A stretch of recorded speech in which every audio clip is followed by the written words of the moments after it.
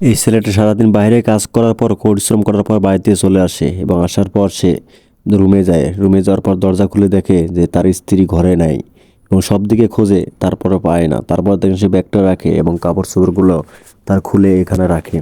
রাখার পরে স্ত্রীর জন্য অপেক্ষা করতেছে এবং সে লাস্টে শুয়ে পড়ে এবং শুয়ে যে একটু আরাম করি, তারপর খাবো। তারপর দেখেন সে 1 ঘন্টা হয়ে যায়, ঘুম ভেঙে যায়। ঘড়ির দিকে তাকায় দেখে যে 1 ঘন্টা হয়ে গেছে গা। তারপর তার স্ত্রীর কোনো খোঁজ নেই, আসার কোনো নাম নাই।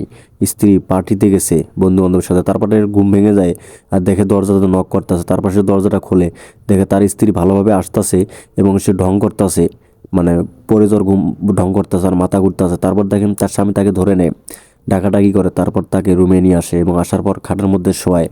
শোয়ার পর দেখেন যে কপালে হাত মাত দিয়ে দেখে যে জ্বর মর আসছে কিনা। তারপর দেখেন সে একটা চাদর নিয়ে তাকে চাদর জড়ায় দেয় এবং সে মনে করে যে মাথা টাথা ঘুরতেছে, তা একটু গরম পানি করে নিয়ে আসে বা চা কফি নিয়ে আসি তাহলে ভালো হবে। তারপর দেখেন তার স্বামী এখান থেকে চলে যায়। এই ছেলেটা চলে যাওয়ার পর দেখেন রান্নাঘরে চলে যায় এবং এই তার স্ত্রী দেখেন এদিকে সে উঠতেছে, উঠে দেখতেছে বাঁচলাম, যাই হোক স্বামীর হাত থেকে বাঁচলাম।